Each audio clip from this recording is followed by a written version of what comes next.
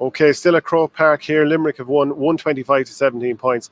Fairly dominant display. Tom Morrissey with 5 points. Aaron Gallan getting the key goal. Had a great battle with Conor Prunty. Keane Lynch with 3 points. Flanagan with 4. I'm here with Naoise Waldron, who was doing co-commentary for Raidio and Gaeltachta.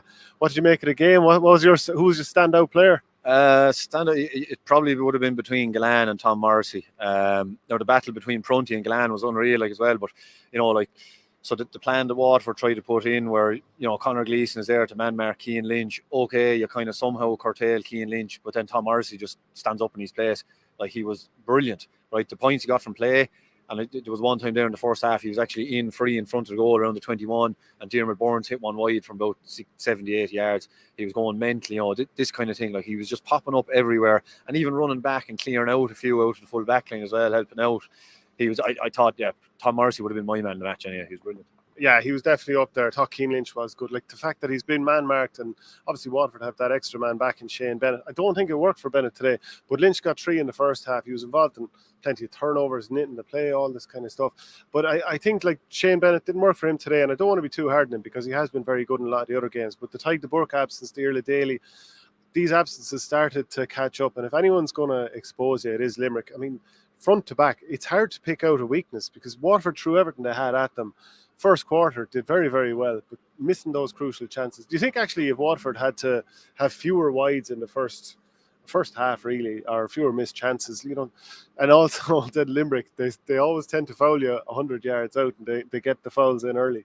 Yeah, and the thing was, right, it was so it was 4-3 at the first water break, and Waterford probably, and I was saying the radio there, Waterford probably should have been 6-4 up. Stephen Bennett was missing long range frees that he wouldn't usually miss. Now they were hard frees, but he's so good at them that you kind of expected him to score them. But anyway, it was then after the water break. Next thing, Austin Gleason scored a point, and then boom, boom, boom, boom. Limerick just pulled away. They were absolutely brilliant. Whatever they get across to each other, and whatever Kinnerk is able to get across to them during that water break with the famous tactic board and all that, they excel, right? But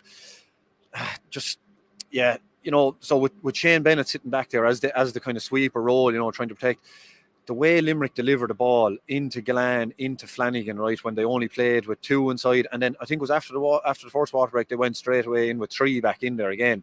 It's this long diagonal ball that it totally cuts out the sweeper, makes him irrelevant. So Shane Bennett is stuck there in a no man's land, really. Do you go left, do you go right, it doesn't matter, because Diarmaid Burns and Barry Nash, Kyle Hayes, Diarmaid O'Donovan, getting on the ball, and they're driving it in, and the boys are so good as they're savage hurlers, right? But the mixture of being a really good hurler and then being a target man is the thing, and they're always going for the ball with their hand, and bang, it's in the hand.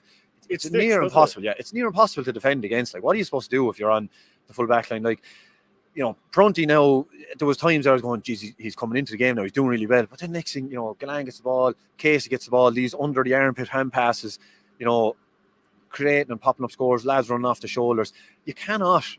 It's so hard to defend against him. You'd need nearly the way Limerick, make this flat wall across their half back line. It's incredible. And Waterford were trying to run through that instead of trying to deliver the ball over the top of that. But then Desi's in there on his own. What can you do? They're trying to run, and Limerick were just lapping it up, and the hits that were going in were absolutely insane. Some of the hits were going in were incredible. Yeah, I mean, I got stopped by the bales on the way up the motorway, and I tell you that Waterford could have done with a few of them in there to cut out that crossfield ball. That really hurt Tipperary actually in the last game, and actually Cork were very good at it against Dublin. I wonder will it be a feature again in the match against Kilkenny tomorrow. I do think that it was a tough day for Sean O'Brien in the goals for Waterford. Not in the sense of the goal, there's nothing he could do with that. But trying to hit puckouts when you're playing 7 at the back and you look up the field and you think, where am I going to hit this to? It was really difficult for him. Now, he found plenty of his marks, but a lot of the puckouts were turned over quickly. There was one stage he's looking for a pocket and he ends up hitting it long between Desi Hutchinson and Kyle Hayes. And you're like, that's not ideal here. So I'm not really giving out about Sean O'Brien, but it was just so difficult for him. Are you almost giving away the game when you go with 7 backs and 5 up front against Limerick? Because look at some of the forwards there. Jack Fagan taking off again against Limerick. Didn't happen for him against them last year. Pretty sure in both games. Jack Prendergast didn't happen for him. Patrick Hearn obviously not started. And then other lads just getting turned over. Limerick turn you over constantly and get so many scores for it. I was just noting some of the turnover scores in the first half. Flanagan for the 6 point, Grode Hegarty for the 7th, 8th Flanagan, 10th Diarmaid Burns, Peter Casey 11, and Diarmaid Burns had a wide actually just before half time as well. Is there any team that can hit you better in terms of turnovers? They got 2-14 from turnovers against Tipperary in a Munster final, believe it or not.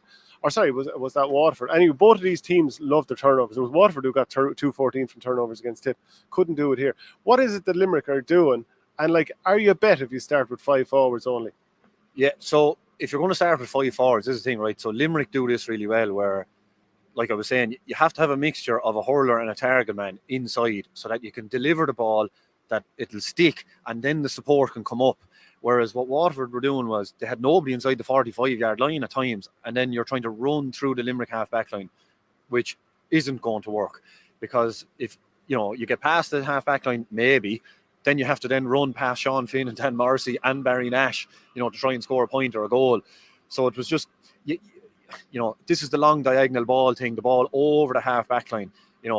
If you can't do that, and you don't have a target man winning the ball. So say, for example, the like of Owen Cody, TJ Reid, these lads, where it's an outlet where all of a sudden if they're in the edges square, you can drive it, and 60-40, they're probably going to win a high ball in the air. Like, Waterford, to be fair, look, they just don't have that. And it's not going to work running through the half-back line.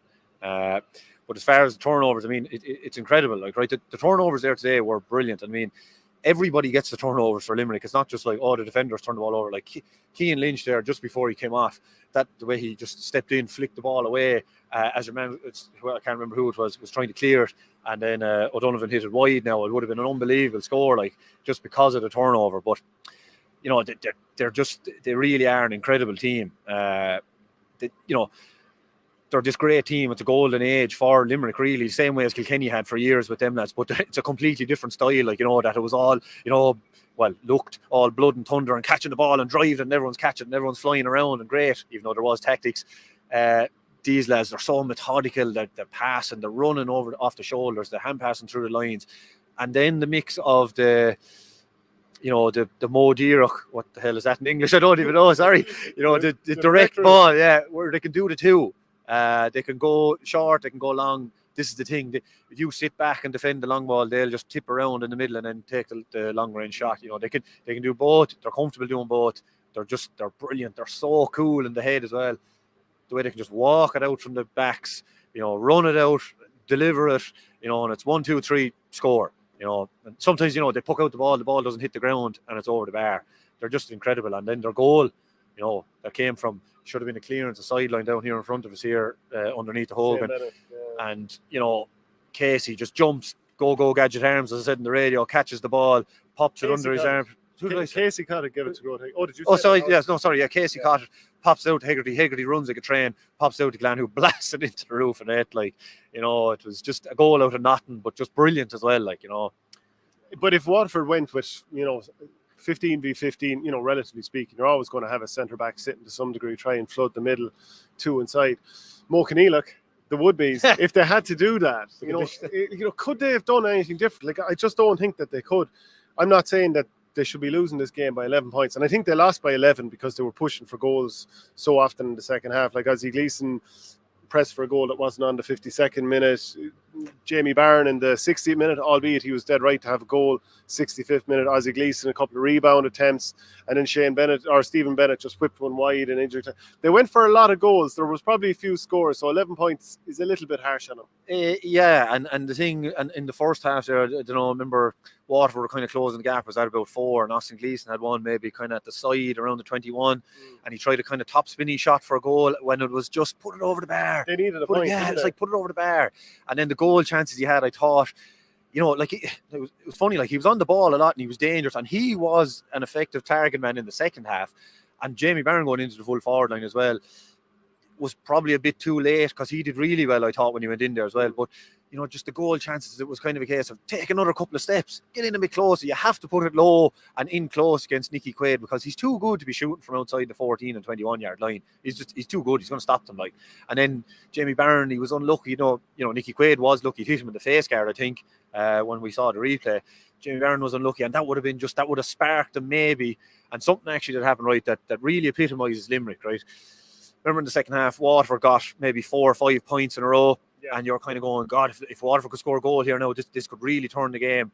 Tom Morrissey got the ball under the Cusick, was fouled, given advantage, and instead of driving the ball into the forwards or trying to run with it, he just kind of stopped and took the free.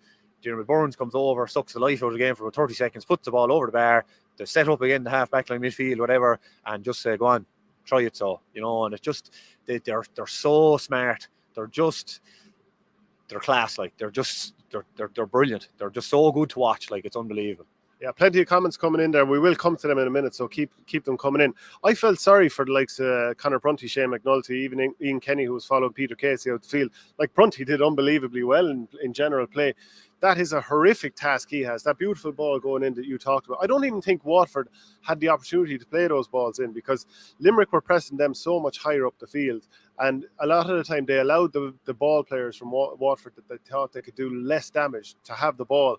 And you're thinking, you know, like Declan Hannon's sitting back, Hayes is sitting back, Burns is sitting back, and still there's great pressure on the ball coming up the field. They just didn't have the same time to deliver that ball, and they weren't delivered into the same space. And of course, playing with one attacker fewer is really, really tough. But like Shane McNulty, you know, his man was getting plenty of scores. But what can you do? Like, I mean, you know, you play normally as a forward. I mean, that's an ideal setup. Crossfield ball coming in like that, being hung up lovely, one bounce in front of you. It's all like it's glorious stuff to be playing with. Yeah, it is. Like when you, so the way they were playing there as well, when they had the 3 inside. So they had the 3 inside where Galan was basically on the square, Flanagan was at the 21, and then Casey, was outside the D, and they were playing the line. And next thing, the boys look up because there was nobody then within the 65, I'd say, from the Limerick half forward line was out around midfield or whatever. So Limerick win the ball, and next thing, the lads all dart in all different directions. And then the thing is with that, Galan is the furthest one inside, so he's the last to make the move, if you get me, because he can see where the 2 boys out in front of him are going. So he's the last to make the move. But the ball, what I love about Limerick, right, as well, is them lads, especially them 3 lads, it's always in the hand. They don't be going and tapping the ball with their hurl and all. They go with their hand, they get the ball, and then you kind of think it's funny, right? Looking at Seamus Flanagan and Galan is really good at this too, where you think that as the defender, you have the job done and putting them away from the goal and pushing away from the goal. And next thing, Flanagan turns around off the back foot, spins around, drives it over the bar, and you're going, well, like, again, it's indefensible. You cannot defend some of the scores that Seamus Flanagan gets and Galan gets. And then how do you stop them without fouling them from getting the ball? Because they're so good, right? This thing, when I'm coaching with teams, whatever, I always try to talk about using your 2 hands. So Galan uses his hand with the hurl to stop and shield or shepherd your man away or block his sight or whatever, and then his hand goes out to catch the slitter. It's class, and it's not easy to do, and you have to be strong to do it, you have to be smart to do it, you have to be skillful to do it. And again, he has it all. Like, he has it all. And that goal, actually, and he should have had a goal in the first half. This excellent move. And it would have been an unbelievable goal. The move up until then was absolutely class. Ball doesn't touch the ground. And next thing, Galan is in, he tries to roof in the top corner, and it screamed over the bar. But again, look, go low. They all count the same. Just put it in the net. Yeah, absolutely. But then actually, we'll look at a couple of the comments here coming in. James Horrigan, the way Limerick are going at the moment, it's hard to see them being beat for the next 4 or 5 years. Limerick system won again, says Kay, which, do you know what, actually, this was the point I was about to make there, and that kind of brings me back to it, is I would have said this about Waterford last week, watching them against Tipperary, that a lot of their players have improved on what they were 2 or 3 years ago. I mean, if you look at Grode Hegarty, I mean, he's 27 now, but sure, were we even talking about him 3 or 4 years ago? We barely heard of him. Tom Morrissey, he's kicked on. Keane Lynch obviously was always talented, but now he's just taken over games. Seamus Flanagan couldn't get on the under-21 team that got to the All-Ireland final in 2016 or 17. Someone will correct me on the year there. But, like, look at the improvement. And Kyle Hayes wasn't as brilliant today. But, like, look at all these players. Will O'Donoghue, Darragh O'Donovan. They actually improved them. So the coaching is at another level again. There's plenty of other counties you could say that lad has been the same for 10 years, or he may have gone back, but not with them. Yeah, and the thing about it is then there's such massive competition for places, and there's this inner drive and all this player driven kind of thing. You can see that they have the right attitude about them, that it's a case of, so say, I remember my father talking about it there after Kilkenny beat Limerick in the semi-final. Like, I don't think Seamus Flanagan was playing that game, was he? Which the 2018 semi-finals, remember? I don't think he was, because Graham Mulcahy was in it. Maybe someone will probably correct us. The full forward line, I think they played a two-man inside with Glenn and Graham. But that was the thing, like, you need that big, strong hurling target man. Like, sometimes you can't bait ignorance, as they say, just, and Seamus Flanagan will go get it, and he'll go get it, and he'll hurl it whatever way you want. Like, if you want to hurl, he'll hurl. If you want to mix it, he'll mix it. And, they're the type of player you need, like, right? And then you mix, in and around. But Gleason is the same. Gleason, look at, he's as tough as nails, but he's one of the best hurlers in the field as well at the same time. So they are improving, and they're all, I don't know what the average age, you probably know what the average age of the team is, but like that, whoever made that comment there said, who's going to in the next 5 years, you'd probably be expecting them to win 4 All-Irelands, like, 3 at least. If they keep up the hunger levels. Yeah, this is the thing. If barring injury, and then look at the lads coming through, you always only need, right? This was the same with a lot of club teams. Senior club teams, they wouldn't be great underage, but they always just get these 2-3 new lads every year that just feed into this already really good team, where you don't have to be winning All-Irelands underage, but you just need the little spatterns of 2-3 lads coming in, and they have that coming. And like I said, who's over 30 on that team? Declan Hannon? Maybe Graham Mulcahy's probably. He might not be the only one. Colin Coughlin is about to do his leaving cert, or has just done his leaving cert, I should say. They don't do the leaving cert in August these days, I don't think.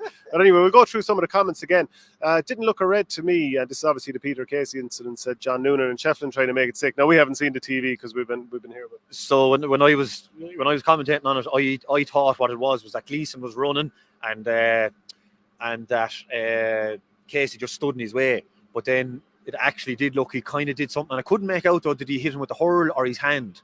But actually, I haven't said that. Jamie Barron in the first half was very lucky he didn't get sent off after he had won the free and boxed. But this again was some of the self-destructive Waterford. If it wasn't a case of going for goals when they weren't on, it was getting turnovers through like silly little spills. And I don't want to pick out any players, but like it happens a lot of times. And maybe that's that whole thing that Limerick put you under so much pressure that at times when you're not under pressure, you just assume that you are and you try to rush a pass or whatever.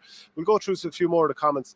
Ref did not give Limerick frees. They should have got 2 and gave 2 to Waterford that were not frees in the third quarter, keeping them in the game. I think we both think that the Barry Nash tackle on was it Desi Hutchinson? No. It was, Stephen Bennett, maybe. Well, anyway, which was in the bottom corner here towards the hill. There was absolutely no way it was a free, but tough. And then the one, he didn't give in the kind of the corner of the Cusick and Canal for Waterford. Yeah. As I said on the radio, I said in the radio, I said that would have suited more in a WWE ring. Like it was everyone's kind of sitting there waiting for the free, and next thing, no, what? Just some of the decisions. Now, he wasn't in favour of one team or the other. Just some of there were head scratchers. There's a couple of head scratchers now, but look, he didn't affect the game really. Like he didn't affect the outcome or anything. Like so. Yeah, definitely not. Anthony Egan says Waterford should learn Tai Chi. You don't make hardness with like. I suppose you don't go like for like. You defeated by being the opposite. Brian Griffin, you tell the under 13 to go in closer for the Gleason attempt. I think people love taking a pop at Ozzie Gleason. I think he's had a very good season, and I'm not saying that Brian Griffin necessarily is him in general, but a small bit harsh there. I think like if you look at some of the other forwards for Waterford, they were probably quieter than he was. So I think he looked like he might have been jaded after 4 weeks in a row, but I thought he kind of gave it everything. Oh, he did, big time. God, I the only kind of fault I would have had is actually like what was said, and I said earlier, said in the radio too, just an extra step or two. And there was one he caught on the kind of 14.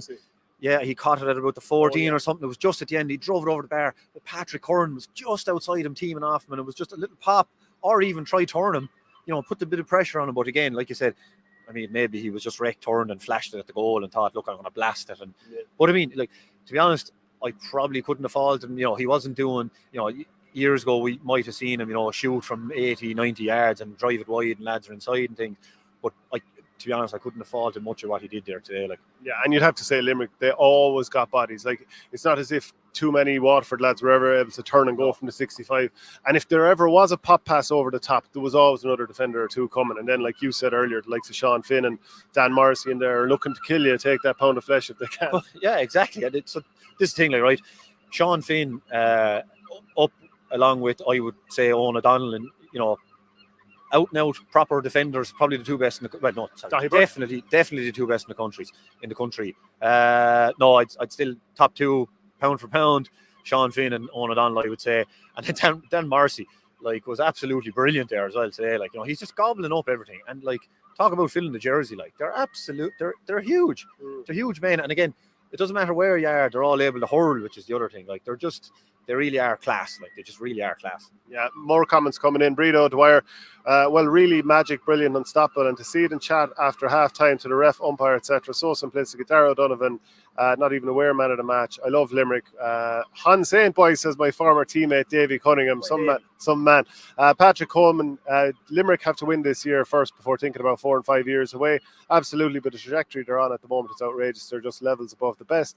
Aaron says Limerick are impenetrable, and you know what? It kind of does feel like that. What's this? Shane Stapleton, you're not yourself. I know. Great, Shane.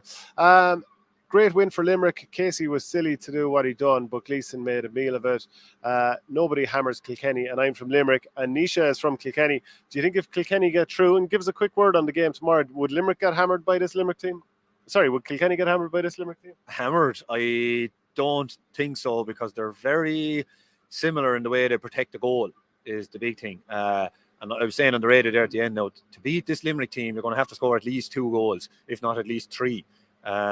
They seem to be able to pop up and score. They could turn around and score 30-something points like in a match, like just the way they play. But I think the way to beat them, you have to get over the half back line. It's like that great Kilkenny team. You have to get over the half back line. Again, easier said than done with the amount of pressure that the lads put on when you're trying to clear the ball and trying to find lads inside. But this is where, if you have somebody as good in the air, now you'll see this probably tomorrow, I hope, where you have somebody like Owen Cody, TJ Reid in the edge of the square, lads that will favour a high ball, pump it in on top of them, make it 50-50, get somebody in around reading the break. If not, the boys are catching it, because I couldn't imagine, lads plucking and catching the ball over Owen Cody, over TJ Reid, and storming out with the ball. So it's something like that. See, this is the thing. You need a target man, or you need 2 target men in there to, make it stick, like we were saying, get it over the half back line somewhere with the way Limerick hit the ball in. Like, they completely took Shane Bennett out of the game. Like, and he was annoyed coming off there, threw his helmet down, threw his hurl down, but probably annoyed in that he couldn't get into the game because, like, I grew up playing as a sweeper sometimes in games, and sure, it's the best thing in the world. Like, you're running around the place picking up the ball. Well. But yeah, this is the thing. When it's going well and you're playing against a team that don't really know how to play against the sweeper, whereas Limerick know how to play every system, against every system, they don't care. They're ready for anything. Like, the way they're coached is just unbelievable. A couple of more comments here. Keane Lynch is different gravy, certainly is. Limerick weren't as good in 2019. I would say both Limerick and Kilkenny have improved in 2019. Obviously, that Kilkenny team got hammered in the All-Ireland final. Yeah. He's from Kilkenny and I'm from Tip. I think that's a pretty obvious one in that particular conversation. The break, I think, did Limerick really well, because that was definitely their best performance this year. They hadn't been great. Like, this is such a ridiculous thing to say. Well, they had one great quarter against Tip. God, like, this is such a ridiculous thing to say, like, right? But from start to finish there today, like, from the first water break on to the end, it was like, hey, look, we're going to win this. They were moving up through the gears. Like, they just keep going. Doesn't matter. They're brilliant. They are brilliant. Like, but they've repped their game plan since late 2017 when John Kiley and Kinnerk took over. And that comment from Luke Toomey, big difference was Limerick way calmer on the ball than Waterford. But you can do that when you've got 6 versus 5 in your own half of the field. And you've done this so many times, and you have so much confidence in Sean Finn to turn and beat his man, in Barry Nash to turn and beat his man. And like, some of the tackling was great. Remember when Ozzie Gleason turned over Sean Finn here on the sideline on the Hogan stand side in that first half? You were thinking, do you know what? They're getting under them a little bit here. But like, Declan Hannon, he wins the ball in a phone box. Like, the amount of times that he comes out with it. Diarmuid Burns, big man, must be 6'4". Kyle Hayes, big old unit as well. There's so many lads that can turn and beat you that way and then walk the ball out. As soon as they beat one man, they pop it off. The next lad does like a 10-yard stick pass, hand pass, and they just keep moving it around in triangles. I mean, when you're trying to tackle in those situations, it means you constantly have to turn and check and go the other way. And you must be just worn out as a Waterford player. And this is the thing, right then. The way they use the ball, and if you're the one lad inside in the forwards and it's 2 against 1, 3 against 1, you're never going to win that. The most you're hoping for is that somebody makes a mistake. But they're so comfortable on the ball, they won't make a mistake. Like this is the thing. Like they're just a different class of. So you can be a great hurler and be real skillful and have great control of the ball when you're on your own, you're pucking against the wall and all this kind of stuff.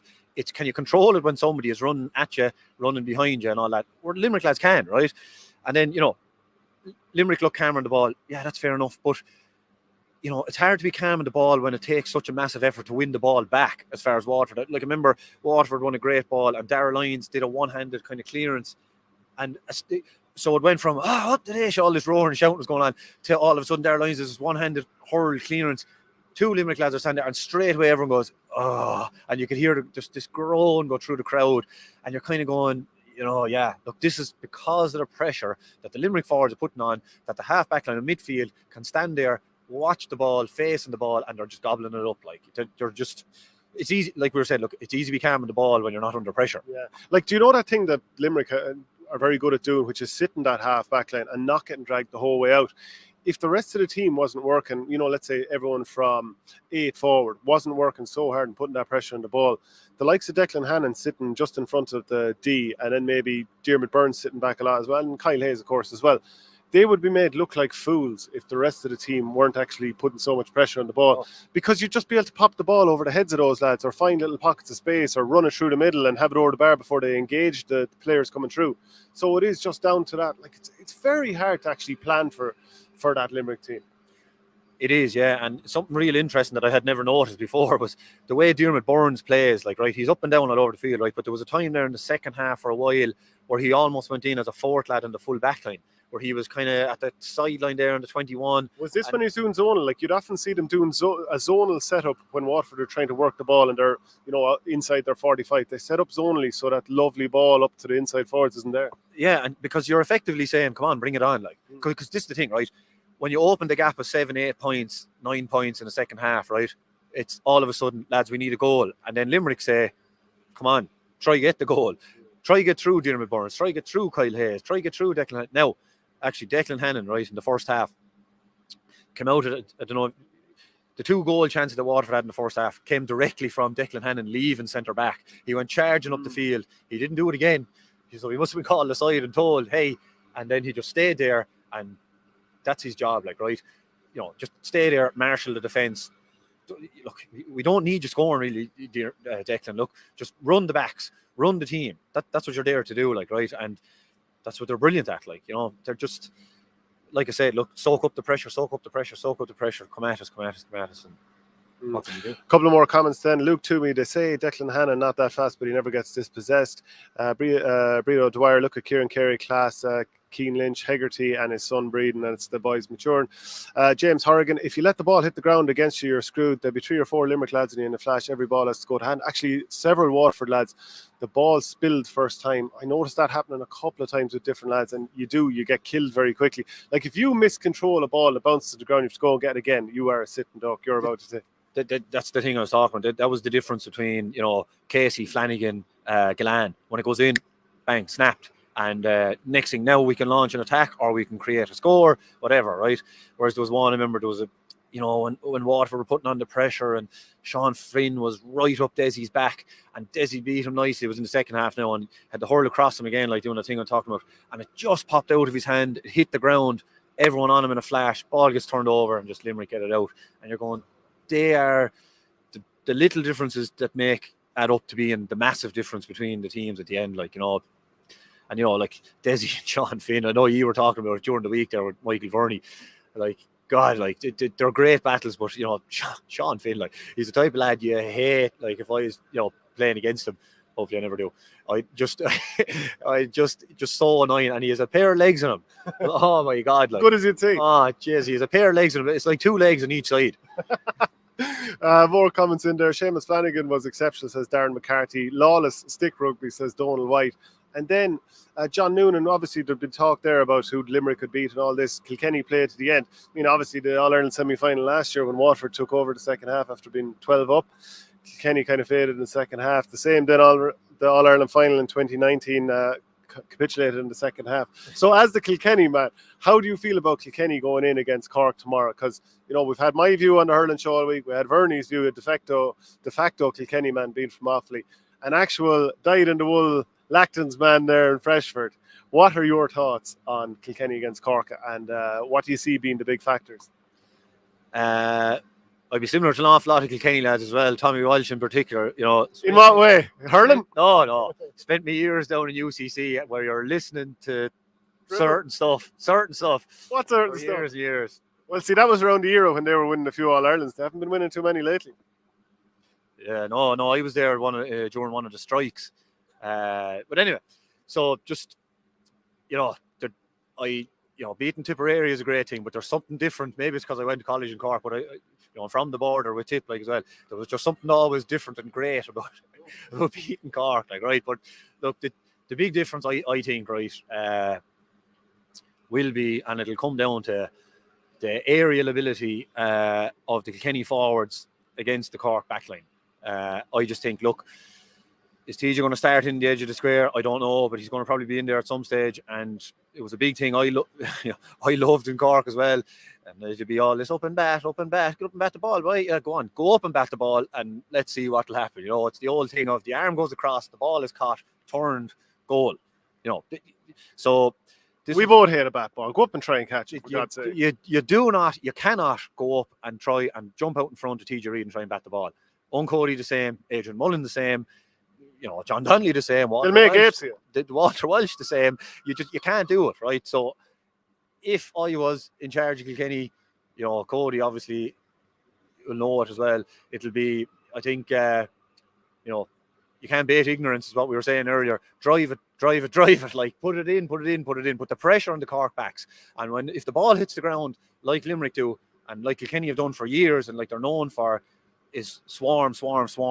You have to put a shoulder into Fitzgibbon. You have to put a shoulder into Coleman. You have to hit them. You can't let them run because they're so fast. And again, they are comfortable in possession, but you have to make them uncomfortable.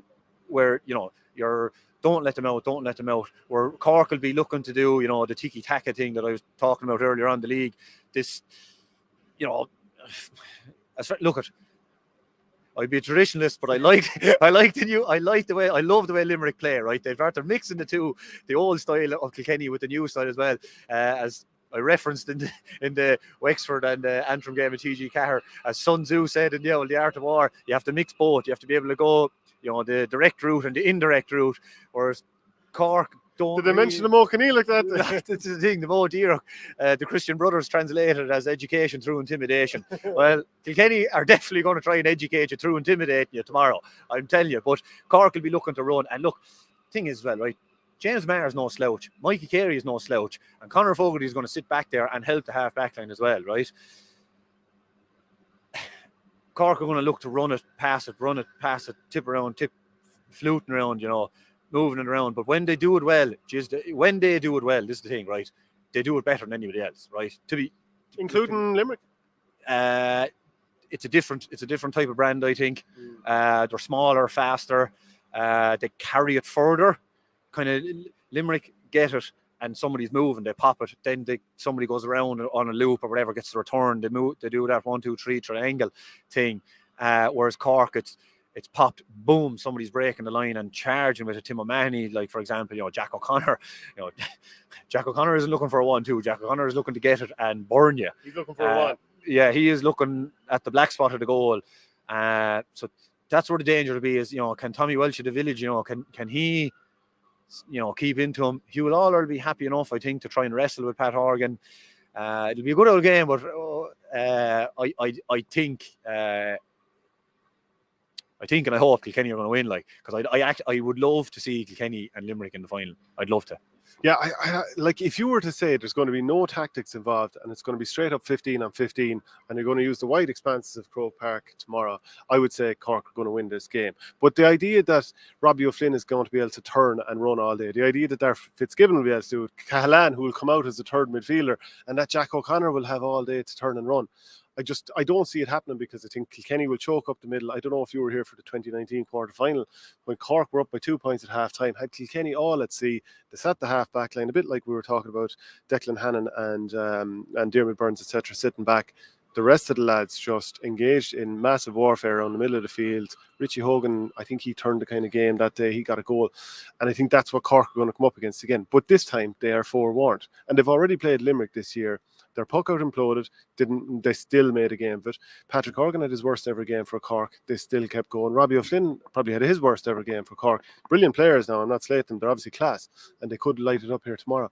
But a lot of those things went wrong. And they still were fairly close to Limerick under the pressure they put under. So they are a little bit forewarned. They'll know that they can't try and run it straight up the middle. Take it down the sides and let Jack O'Connor, Robbie O'Flynn, Conor Cahalan run at you. And Seamus Harney looks in serious form. So I just don't think Cork can be dumb enough to run it straight up the centre into those numbers. No, and the thing is, right, like I was saying, like Mikey Carey is as fast as you're probably going to get as well, and right, and Cork have lads that are just, Lewis Lostruck, as they say, they're lightning fast, like, right. But James, like I said, on the other side, he's no slouch. He's an animal as well. He's a big, strong man, but he ran cross country, has won all Ireland titles in cross country running and stuff growing up. So running against him, it probably won't work. So it'll be really interesting, right? Hurling is hurling, and there's no tactics and all this kind of stuff. Rubbish, right? It'll be really interesting to see what are the matchups, what way they run it. Is the team that Kilkenny have lined out, is that the team we're going to start with?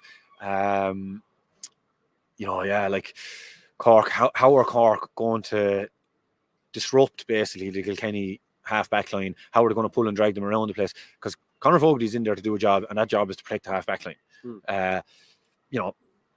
This is what you have to get him out there. If they do drag them around, that's where Conor Fogarty sits and protects. How are Cork going to counteract it? How are Kilkenny going to stop the running game? Are they going to, will it be like the 06 final where everyone just goes hell for leather and runs and just hits anything that moves? I don't know. I can't wait for it. I wasn't at that quarter final against Cork, but I was sitting at home watching it, and I ran to the bookies at half time and put money on Kilkenny to win. And I was a happy boy at the end of that game, because just the way it was going, you could see a mile away. I said Cork should have been about 10 points up at half time that game. And just you could tell it was just, this is it, like, it's over. They've lost their chance. So you were off to the bookies, or no Snugweha, if I can get a bit Irish there as well, huh? Good hubbing. So then the thing though is that Limerick, they ended up playing against 7 defenders in this game because of the man marking job that Conor Gleason was trying to do on Keane Lynch. You've talked about Conor Fogarty sitting back.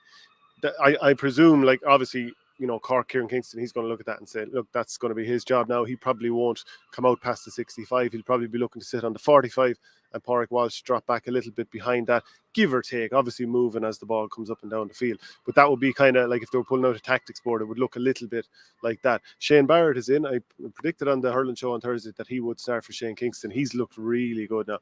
But to come back to the point, Limerick, when they've played against the 7th defender before, they know how to expose it. They know how to move the ball around. Surely Cork can see this coming. And like, if they've got a half-back line, I'm sure Millerick will do a man-marking job on somebody. Coleman at 6, he can kind of use the ball very well. He should have more space now if Kilkenny are dropping a man back. And like, TJ Reid, still brilliant at winning turnover ball, but like, surely at some stage this man is going to slow down a small bit. Maybe not tomorrow, but surely Limerick or Cork have enough players there to move the ball around, knowing that Kilkenny have an extra man sitting back. They'll know there's always that spare man. Like, Luke Meade is able to use the ball really well. Darragh Fitzgibbon is. Conor Cahalan is. Robbie O'Flynn should be able to. Like, Mark Coleman should. Tim O'Mahony will happily take you to the races all day. I mean, surely you've got to be concerned about that as a Kilkenny man. Yeah. Or does it come back to the whole thing? Look, Cork will find a way to beat themselves at Croke Park. They haven't won here since 2013 championship. Well, the thing about it is, the way I see it is, they probably won't be used to. They're all them lads you have to listen out there, right? They're all great hurlers and they're all really comfortable on the ball and all this kind of stuff. But will they be able to deliver the ball that they like when John Donnelly is lamping into you, when TJ Reid is getting a hook that you didn't expect him to get, when, whoever comes in, like Billy Ryan, Adrian Mullen, the list is endless. All these lads that you're kind of going like, just they seem to make up these yards that you're kind of going, you couldn't have thought was possible. And they get the hurling, they get the hooking, they get the blocking, they get a shoulder in on you. That happens, 2 or 3 lads tackling the one lad. They're not going to be that comfortable. And they're hunting and packs. There's been, whatever, the 2 Kilkenny games this year and them famous minute-long clips that were going around on Twitter of them. Like, that's what Cork are going to have to live with for the 70 minutes, right? And I know a lot of people will say, like, Munster's better and this and that and the other, but... Look, there's a physicality. There's a physicality in Leinster and there's a physicality in Kilkenny that teams just aren't used to. Limerick bring it. They brought it today there as well. Waterford brought it in patches, but I think the 4th week probably it just drained them. I was actually surprised how hard Waterford were trying to hit the Limerick lads today early on. I kind of thought, Jesus, this is going to suck the life out of them. But anyway, look, this is what Kilkenny will be aiming to do. It'll be a case of, do you think Mark Coleman is going to come out running past me? No. Do you think Cahalane is going to, am I going to let Cahalane out? No. I remember hearing a famous story. God, Noel Hickey said about Cathal Naughton years ago. He all of a sudden spoke up and said in the dressing room, if Cathal Naughton comes in past me once, I'll drive him up into the Cusick, was the thing. It's this attitude, that you're not going to let lads run all around you. Because, like you said, look, if they do that, you look like a fool. Like, you will be made to look like a fool. So it's just not going to happen. A couple of more comments before we finish up there, and keep them coming in just before we do. Joe LK20, Waterford didn't get tired against Limerick. Cork might run the legs off Kilkenny. Yes, forewarned. Edward Hogan, hopefully we get a good close game tomorrow. It will be the last close game of the season. Interesting comment. And Patrick Lawler, Limerick only need to put in a 20-minute shift to put it beyond Waterford. They have improved from 19, but the gap hasn't closed. Looks like it has widened. Genuinely feel sorry for Dacia supporters. Good fans, Han Limerick. So, yeah, comes back to it. Can they run the legs off Kilkenny? But it's that coolness under pressure. I think if Cork can actually stay cool, like they haven't played too often in Croke Park and obviously haven't won here for so long, but if they can stay cool and not run into traffic and get turned over, I'd say you'll nearly know after 5. Well, I suppose you kind of thought after 5 minutes in 2019 that Cork could go on and win it. But I suppose I would be expecting a puck of a ball in this game. I don't see any reason why either team would run away with this. But who has more scores? Potentially more scores. That's a funny one. Yeah, I think it's you have more. I'd say Kilkenny have more goals, but the pace of Cork means like the back door won't be left open, so there should be plenty of points in Cork. Oh yeah, and half back line midfield, kind of you'd be expecting them. Whereas you wouldn't be really expecting Conor Fogarty to be popping up with 2 or 3 points. Whereas you wouldn't be surprised if both Cork midfielders got 2 points each. But can Cork run the legs of Kilkenny? Yes. But this isn't an athletics meet. This is a hurling match. Like they're not. This is what I'm trying to get across. Like it's like, do you think Kilkenny are going to stand there and let them run? Like it's like you were saying, Kilkenny are the men and they're going to win for that reason. No. Again, this isn't what I'm saying. Like right, it's just. I wouldn't be one for putting words in your mouth. No, but let's call a spade a spade. No, but like, look, they're not going to allow them. The plan would be let's not allow them run. And I'm telling you, lads, it'll be. Just be as vicious as ever to not let Cork, kind of embarrass or make a show you up here in Croke Park, right? And the break will have done Kilkenny an awful lot of good as well. And just there's this thing with Cody, and the management team of Kilkenny, they're always ready for semi-finals. They're always ready, no matter what. People are always giving out about the break is too long, the break is too long. Well, whatever they do in Kilkenny, they're always able to manage it. So. That's another interesting thing about it, because look if you think about it too, Cork were very lucky to beat Clare. Realistically, Tony Kelly, you'd have been thinking, just bury it, Tony, there you go, game over, Clare win. They got through it, they played well there last day as well, but just will they still have the legs? Will they still have the energy? It's similar to Waterford today. I thought, look, Waterford are so fit. Liam Cahill had them in such good shape all year, and they are in great shape. But you could see it, them tiring. Kilkenny will be fresh. I know. I think Kilkenny are going to win. I think Kilkenny are going to win. Yeah, at some stage Cork are going to turn it, and I think when Cork do turn it and finally win an All-Ireland, they might take over. A few last comments before we finish up. To beat Limerick, you have to be able to break the spirit of their midfield half-back line. Cork and Kilkenny don't have the midfield or half-forward line to do it. Asher weak hats, says Joe Butler. We'll go up and do our best. We'll give it a try against Cork. Kilkenny name, Ryan Butler by. Okay, is that about the height of it? Anything else you want to add before we finish up? I don't know, but these seagulls here, they're about the size of the Limerick half-back line. They're absolutely massive. They're going to eat us. We may go. Okay, all right, that's it. Myself, Shane Stapleton and Naoise Waldron from Croke Park. As Limerick get back to an All-Ireland final, winning 125 to 17 points. Keep the comments coming in.